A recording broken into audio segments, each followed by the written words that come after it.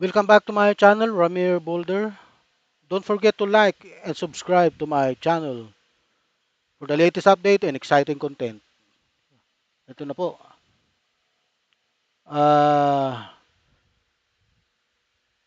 Latest, 41 minutes pa lang ang lumilipas. Crisate Chu, may buwelta sa gobyerno matapos sampahan ng kaso ni Trillanes si Duterte at Bungo sa ombudsman. Crisate Chu. Sino ba itong Crisate Chu na to? Well, si Crisate Chu ay isang kilalang personalidad sa social media at vlogger sa Pilipinas. Ano? Siya ay nakilala sa kanyang mga aktibong post sa mga platform tulad ng Facebook kung saan ipinahayag niya ang kanyang mga opinyon at komento sa mga kasalukuyang pangyayari lalo na sa mga usapin ng tungkol sa politika at gobyerno. Ah, Sinabi po niya, naglabas siya ng matinding reaksyon. Naglabas ng matinding reaksyon si social media personality Crisite Chu matapos ihain ni dating Senador Antonio Trillanes IV ang kasong plunder laban kina dating Pangulong Rodrigo Duterte at Senador Bongo kaugnay ng umano'y irregularidades sa mga proyekto ng pamahalaan. Oh? Sa isang post sa social media, hindi napigilan ni Chu na magpatutsada laban sa kasalukuyang administrasyon, sabay questionin kung bakit tila pinipiling kasuhan ang ilang personalidad habang pinapalampas naman ang iba. Ay luko ka pala eh. Hindi naman gobyerno ang nagsampa ng kaso eh. Ha? Si Trillanes. Si Trillanes ang sabihan mo. Kasi itong isinampa niya, matagal na ito, kaya lang natulog lang. Ha? Si Trillanes po ang nagsampa ng plunder and graft sa ombudsman. Si Trillanes, Crisitio, ang nagsampa ng reklamo sa yung mga ah, sa yung mga puon na si Duterte at si Bongo. Ha? Crisitio, ayusin mo yung pananalita mo kasi hindi po gobyerno ang nagsampa ng kaso. Bakit ang tinitira mo ay gobyerno? Ang nagsampa ng kaso ay personal, individual, si Antonio Trillanes IV, ang number one kritiko ng mga Duterte. Ha? Alam mo ba kung ano ba ang ginawa ng mga Duterte kay Trillanes nung uh, presidente pa si Duterte? Pilit nilang pinalalabas na yung kanyang pagkaabsuelto na binigyan siya ng pardon ni Pinoy. Pinipilit nilang binubutasan.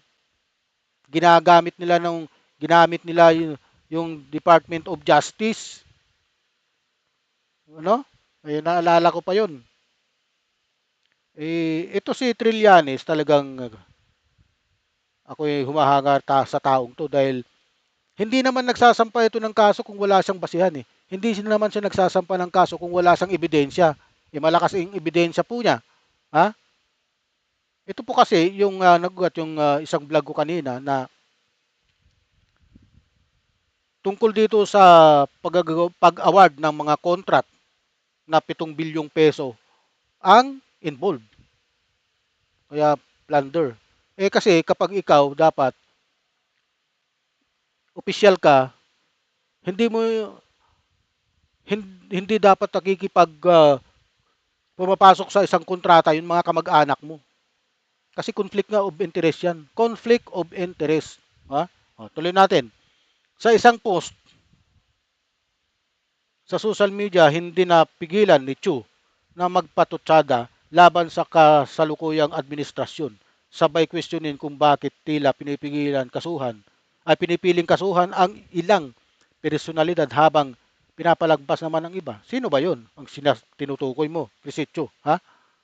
Ani Chu, yung gobyernong to kakasuhan lahat ng plunder except yung pinaka-deserve sa lahat, si Martin Romualdez.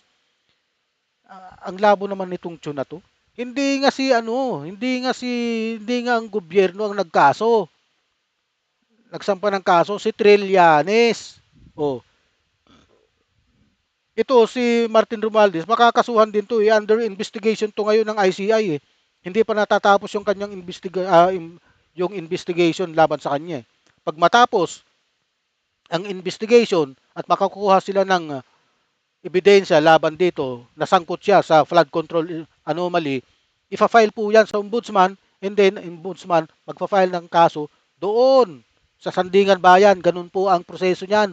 Krisetso, binigyan din ni Cho na kung tunay na pantay ang hustisya, dapat ay walang kinikilingan at lahat ng sangkot sa katiwalian anumang posisyon o alyansa ay dapat managot. Ang galing, galing, galing.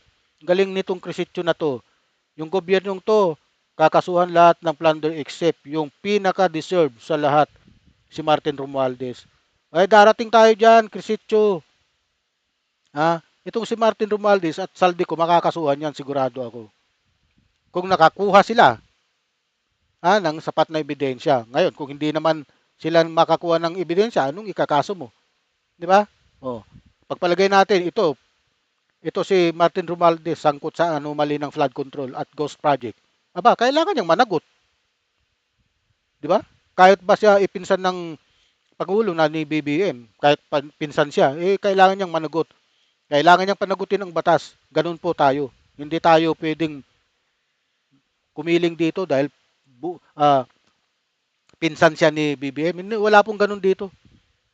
Dapat pantay-pantay. Pero itong pananalitan ni Crisitio ay mali. Pinapalabas niya na gobyerno ang nag-file ng plunder case kay Rodrigo Duterte at kay Bungo. Si Trillanes po. Oh, sino ba ang nag-file ng kaso laban kay Rodrigo Duterte sa ICC? Sino po ba? 'Di ba si Trillanes? Hindi po gobyerno. Si Trillanes ang kulit. Oh, patuloy po natin. Si Chu ay isang taga-suporta ni dating Pangulong Rodrigo Duterte at madalas na nagpo-post ng mga mensahe sa nagtatanggol sa kanyang administrasyon. Gayunpaman, ang kanyang mga gawaing online ay nagdulot ng kontrobersya at naging sanhi ng pagpatawag sa kanya ng House of Representatives upang magpaliwanag tungkol sa mga aligasyon ng fake news at disinformation. Ito si Crisitio, mahilig sa fake news at disinformation. Kaya nga po siya na-imbestigahan ng Quadcom nun. May luha-luha pa siya. Umiiyak-iyak pa siya doon sa ano eh. Oh, ito na. Nag, uh, nag-apologize pa siya kay Congressman Abante dahil nga sa binim, uh, talagang pinagsalitaan siya ng masasakit eh. Oh. Nung nakaraan, si Cho, napaluha pa nga siya sa isang congressional hearing. Ha? Matapos siyang gisahin ni Representative Abante tungkol sa isang social media post kung saan tinawag niya na gobyerno na tanga. Tinawag mo palang tanga eh. Napanood ko po itong uh, hearing na to eh. Umiyak pa ito si Crisitio eh. Nag-apologize siya sa mambabatas at sa mga opisyal ng gobyerno at sinabi na hindi niya intensyon na magdulot ng kalituhan o pag-aalala sa kanyang mga post. Yan po ang gawain po nitong babaeng to. Nagsasalita siya, kaya niya, ang pinagbibintangan niya rito, gobyerno. Bakit? Ano bang kinalaban ni Trillanes sa gobyerno? Civilian po si Trillanes ngayon eh. Hindi po siya opisyal ng bansa. Wala po siya. Wala po siyang posisyon na pinanghahawakan ngayon. Hmm. Nung nakaraan, nakita siya sa dahig na may picture sa opisina sa labas ng dahig. Pinaghinalaan siyang inutusan siya ng gobyerno para kumustahin pinabulaanan naman ni Antonio Trillanes yung mga bintang ng mga Duterte, ha? Na siya daw ay nag-welfare check.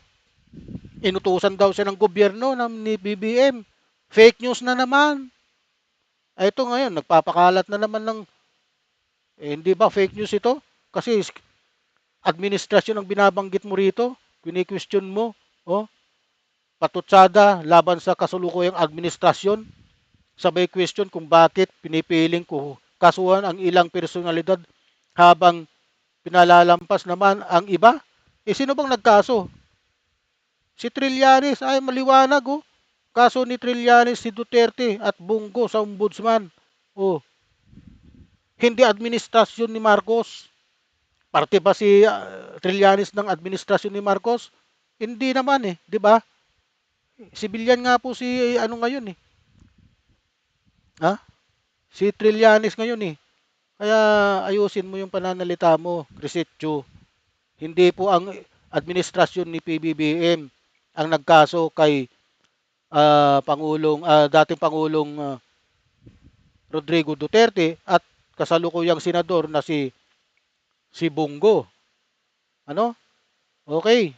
Ano po ang inyong opinyon? Baka po may comment kayo. Mag-comment lang po kayo. Huwag niyo pong kalimutan, like, subscribe, and share for the latest update and exciting content. Mabuhay po kayo at marami pong salamat sa inyong lahat.